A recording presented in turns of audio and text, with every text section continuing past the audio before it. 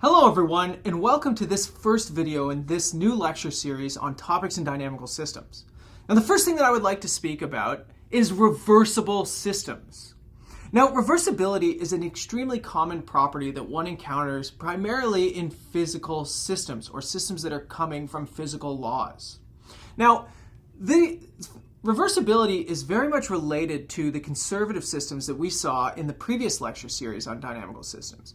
And what's interesting about reversibility is that it often leads to similar consequences that one would get with a conserved quantity. But there is no conserved quantity necessarily. Now, the first thing that we should ask ourselves is, how do we understand what reversibility is from a physical sense? Well, let's go back to where we first encountered conservative systems. And this was from Newton's second law. Force is equal to mass times acceleration. Now, we've already seen that this is itself a conservative system, but I want to introduce you to the concept of reversibility in here as well. Now, what reversibility is it's a time symmetry. And it comes from the fact that we have two time derivatives only here. There is no single time derivative showing up. Again, that led to the conservative property as well. But that means that this thing is symmetric under the reversal of time. This is where reversibility comes from. Why? Because if I negate time, well, for each derivative, I put a -1 in front. So since I have two derivatives, I've got -1 squared, which brings me back to 1. So what does this actually mean in the physical sense? Well, think about the pendulum for a second. The pendulum swings back and forth, back and forth. Now, if you play this video backwards, it would still look like a pendulum swinging. You wouldn't have any idea if you were playing the video forward or backwards, right? It's just swinging left to right. That's time reversal symmetry. The inability to distinguish between time going forward and time going backwards, okay? So you should really think about this sort of in the context of that pendulum, since that's a very easy physical system for you to conjure up in your mind. But also think of this in terms of sort of playing a video in your mind. Time reversal symmetry corresponds to the ability to invert time and maintain the same dynamics. So for a second here, let's go to the phase plane. Remember that in dynamical systems, we typically put these things in terms of systems of first order dynamical systems. So then what we get here is a phase plane. And now what we can see is that the time reversal symmetry actually does a little bit more. So in this case, now we are symmetric under, okay, well, time, again, this is the reversal part. But now we have first derivatives here. And that means that we also have to take into account that the first derivative is negating itself, right? So again, if you are looking at the pendulum, if you are playing this backwards, so again, you could do this on YouTube. You can scroll backwards with my arm swinging back and forth. The only thing that you're going to do by moving time backwards is change the direction of the velocity, okay? You are not changing the position of this thing. You are changing its velocity. You're going in the opposite direction. Again, if forward in time, I'm walking forward, then backward in time, I'm walking backwards. And so what this really means, this means that if x of t and y of t is a solution to my equation, this implies that x of minus t, so reversing the direction in time of the position, and also reversing the direction of the velocity, if I'm going backwards, is also a solution. Okay? So again, this is fundamentally entwined with physics, so you should not separate this physical intuition from this property of reversibility. And what this really means is that solutions in the phase plane, they have pairs. They come in pairs. So for example, if this is a solution like this, this is my x of t, y of t. Okay, let's see what would happen. It also says that, okay, x stays the same, so I'm still going from here to here in x, but y is going to negate, so I'm going to flip over the x-axis, and I'm going in the opposite direction, so all of my arrows change direction now. So what I get is I get a mirrored trajectory over the x-axis that moves in the opposite direction. Now, what I want you to do is I want you to check out that pendulum video that I did where we talked about a physical system that has a conserved quantity. And I want you to see that it also has a reversible symmetry. And you can see that reversible symmetry in this symmetry in the phase plane diagram. Now, as it turns out, there's actually a more general definition of reversibility. So again, we can think about this thing, as we do with most mathematics, in a completely general way. So we can leave Newton's second law behind. We can ask ourselves, what would it mean to have, any of these time reversal symmetries in any dimension of a dynamical system, not just a planar dynamical system? Well, here's a general definition, okay? So general definition. All right, I'm going to say let r of x, I'm going to use x as a vector. It could be any dimension you want, 3, 4, 2, 100, doesn't matter. Let r of x be any mapping. Typically, it's a matrix on the phase space. Again, this doesn't have to be the plane or Euclidean space. We've already seen examples where the phase space could be a circle. So that if you apply this thing twice, you get back to where you started. Okay?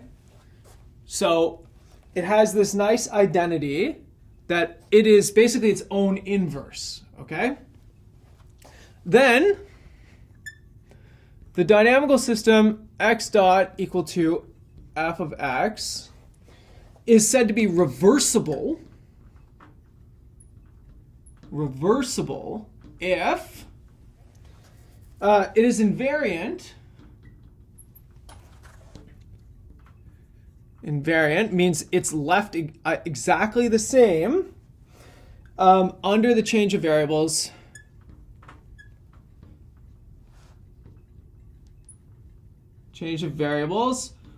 which would be, well, the change of variables will be t reversing its direction, that's the reversibility part, and x going to r of x. So we call this r of x, this mapping, we call this the reverser, okay? And what this means, the meaning is that if x of t is a solution, so is r of x of minus t, okay? So in this case, r is just this general involution here that is describing what happens when you reverse the flow of time. So as we saw here, my r would be something that leaves x the same but negates y, right? Because we said that in this physical context of Newton's second law, when you reverse time, then the first derivative changes direction, right? That's what my reverser would be doing there. But again, you can make up your own r, and then you could try and find systems, or you could maybe even design systems that have their own reversibility. Let's actually look at an example here. So here's what I'm going to do. I'm going to write my example down here just to make things a little easier for us so that we can keep most of the board together. Let's look at this example. So this is not coming from Newton's second law. It's just a cool, kind of fun little planar dynamical system. Minus x minus y squared. Now, I'm going to leave for you to check that this thing is reversible. So it's reversible with, here's my reverser. So it acts on xy, which will just keep x the same and negate y. So it's the sort of Newton's second law reverser, but this is definitely not coming from Newton's second law, this equation, right? I kind of made up this equation. It's kind of a fun one. Okay, so here's something interesting. Let's take a look at what's happening here. We have three fixed points, one of them at 0, and one of them at -1, comma, plus or minus 1. Now, the interesting thing is that if you do your Jacobian, right, you linearize around the origin here, you'll notice that it is a linear center. Okay, while the other two fixed points are going to be saddle fixed points. Now, on top of that, maybe you took a little bit of time and maybe you got a computer to help you, but you graphed out a phase plane diagram of this thing, okay? So again, here I've got a fixed point at 0, and I've got a fixed point at -1, comma, 1, so up here somewhere. And I've got another fixed point at -1, comma, 1. Look there's the symmetry that was guaranteed by my reverser, right? So the fixed points are related by that symmetry, negating y. Now, again, if you put this into maybe a computer and you asked it to draw it up for you, you would see that there is a trajectory that kind of looks like this that connects these two things. And then, because these are saddles, you can see that you have these ingoing and outgoing connections. Now, we've already seen this. This is called a heteroclinic connection. It connects two fixed points. There is also a trajectory that kind of bends around like this. Again, I want you to notice the symmetry. I mean, my pictures are not perfect, but the symmetry is there. Now, there is also the stable manifold that comes in like this, the unstable manifold that goes out like this. And there's not too much interesting happening in here. So you kind of, trajectories around this area are just going to sort of follow out. You might get some curving up and in here. Again, I want you to really, really notice that symmetry coming into this. But the thing that I think is most interesting about this is what's happening in this region right here. So what is happening in that region right there? Well, it turns out that, remember, if you take the Jacobian at 0, 0 here, you'll find this is a linear center. Now, we've learned that linear centers are not structurally stable, except in a few cases. And one of those cases is when you have a conserved quantity. This doesn't have a conserved quantity. It only has a reversible symmetry. But it turns out, again, if you plot this thing, you will find what looks like closed orbits surrounding this. And in fact, those are closed orbits. Remember at the beginning of this lecture, I said that the interesting thing about a reversible system is that it seems to behave a lot like a conserved, or a system with a conserved quantity. It's for this exact reason. So you can actually put a theorem up on the board that says that if you have a linear center of a reversible system, again, under any general reversible symmetry, you can actually guarantee that there is going to be closed orbits around that thing in the same way that you have this property with conserved quantities. So what is it that I want you to take away so far? Is that reversible systems seem to have something in common with conserved systems, and that is linear centers persist. The beauty of reversible systems is they also have these sort of symmetries that make sketching out the phase plane a little bit easier on us. Okay, another thing that we saw with conserved quantities is that they frequently have heteroclinic and homoclinic connections. It's very easy to have these connections due to the sort of the conserved quantity forcing us to lie on level sets of dynamical systems, or of the conserved quantity for the dynamical system. Now, turns out that reversible systems similarly have a sort of abundance of these homoclinic and these heteroclinic connections. We already saw it with the previous example. Let's do another one. Let's look at, again, here's a simple reversible system that is, again, coming from Newton's second law. So the reversor here is the same reversor we've seen a few times. I'll give you a different example in a minute. But what I'm going to do is I'm going to prove that this thing has a homoclinic connection. So has a homoclinic. Homo meaning the same, clinic meaning connection. Homoclinic orbit to the origin 0, 0. In x greater than or equal to 0. Okay, so how is it that we're going to do this? Well, first thing is that 0, 0 is a fixed point. And if you linearize around this thing, it turns out that it's actually a saddle. And so we know from, say, the Hartmann-Grobman theorem that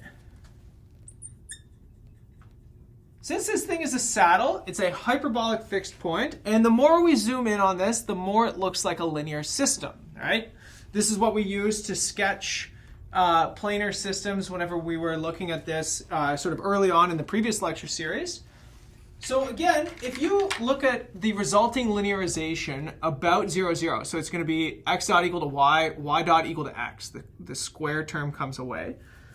There is going to be an outgoing eigenvector into this sort of positive quadrant, okay? So Hartmann-Grobman tells us that that sort of persists. It might bend a little bit, but nonetheless, it's sort of coming up into this positive quadrant. Now, let's keep going. Let's see where this thing actually goes, because this is the stable manifold of 0, 0. And here's what could possibly happen to it.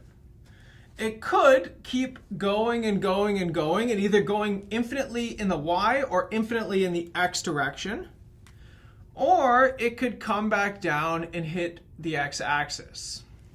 So let's do some arguments here. First of all, let's take some notes here.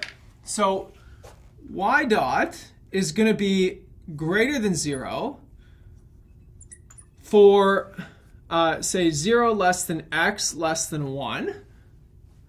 And y dot is going to be less than 0 for x larger than 1.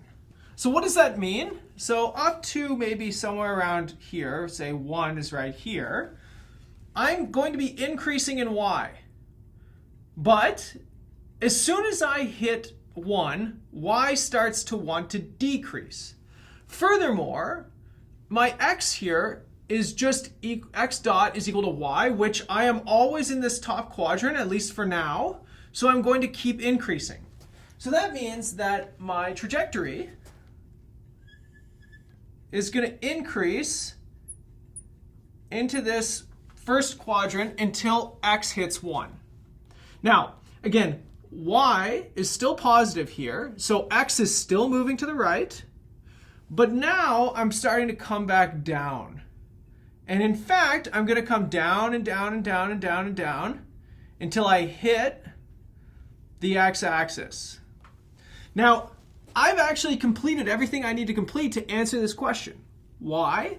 Because reversibility tells me that this thing mirrors over the x-axis and that the arrows flip. So let's do it with a different color. But reversibility guarantees that there's an orbit that looks like this. All right? But now look at what we've done. If you stitch these two things together, I go out here, come down, and then I hit the x-axis, and then I come down here and around, and I have created a homoclinic orbit. So again, what I want you to emphasize here is sort of the similarity between a system with a conserved quantity and a system with a reversible symmetry, right? They sort of act very, very similarly, and in this case, they give us these homoclinic orbits, right? Typical systems, homoclinic orbits are very hard to find. They're very hard to have because you need everything to go just right. But in this case, the symmetry, sort of completes this thing and forces us to have a homoclinic orbit. Okay, let's do one more example. I know that I've shown you a couple examples today that have the same reverser over and over. Let's do a different one. Let's do x dot is equal to, say, minus 2 cos of x, and then minus cos of y. And y dot is equal to minus 2 cos of y minus cos of x. So again, this thing, to the best of my knowledge, does not have a conserved quantity, but it is reversible, okay? So it's reversible with the reverser r, in this case, is very different, or it's different than what we've seen before. It's not just the Newton's second law reverser. In this case, the reverser is minus x and minus y. It negates both of the variables, okay? So this isn't the physical motion of the pendulum anymore. This is saying that if I change the direction of time, I am changing the motion. I'm making x go backwards and y go backwards. Now I'm going to show you what this means for the phase plane in a second. But it's going to have a different symmetry than we had here. Remember, this reverser just negates y. That tells me that I flip over the y-axis. Whereas this one negates x and y. That means I flip over the y-axis and I flip over the x-axis. So I've got this symmetry that is over the line y equal to minus x. Okay, so be very careful. It's not the same reverser. It's a different symmetry, but it is a symmetry nonetheless. So again, I'm going to leave it for you to do some analysis on this thing. You can figure out some of the fixed points. There's 4 of them that are really, up to multiples of adding 2 pi in either direction. So I'm just going to show you what they, from the minus pi to pi range looks like.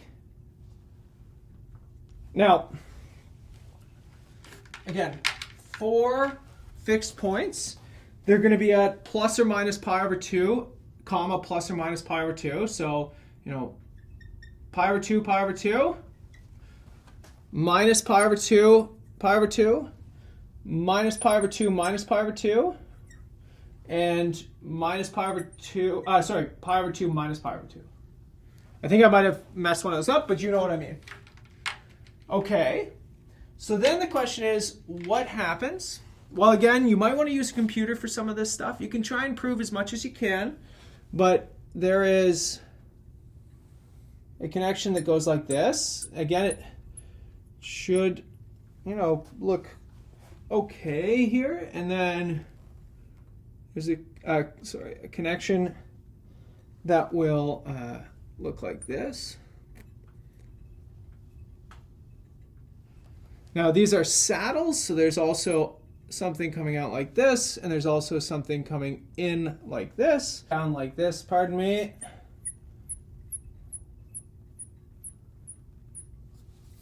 And then you've also got something that goes right across the axis of symmetry that looks like that.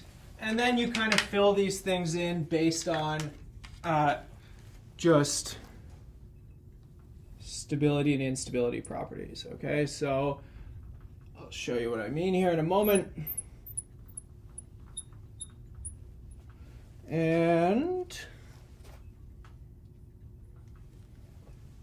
here you get something that looks like this.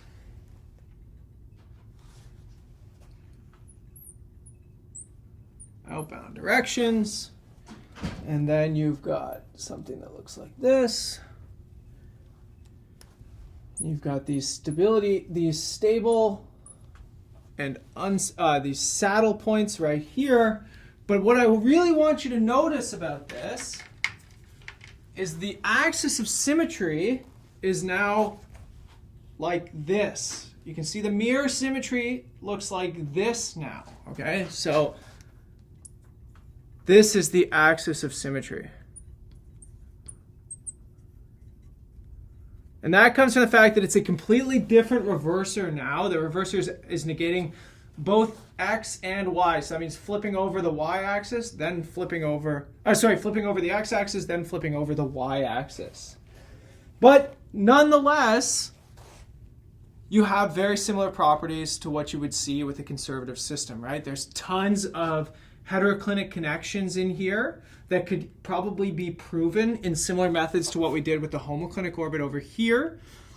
We also saw that just like conservative systems, linear centers tend to persist, or they do persist. You can prove this as a theorem for these reversible systems. So reversibility is a way of relaxing the difficulty of finding a conserved quantity. Conserved quantities are typically only approximate in mathematics. There are mathematical idealization. We have things like energy dissipation that gets rid of them, whereas they're also very, very difficult to find. Whereas reversibility is typically a much easier constraint to satisfy, and we see that it leads to very similar properties. In particular, it helps us to sketch out phase portraits, and it really tells us a lot about the system based on the sort of axis of symmetry that it's going to give us. Okay. In the next lecture, I'm going to tell you a little bit about periodic orbits, and we're going to talk about Lennard systems. So I'll see you then.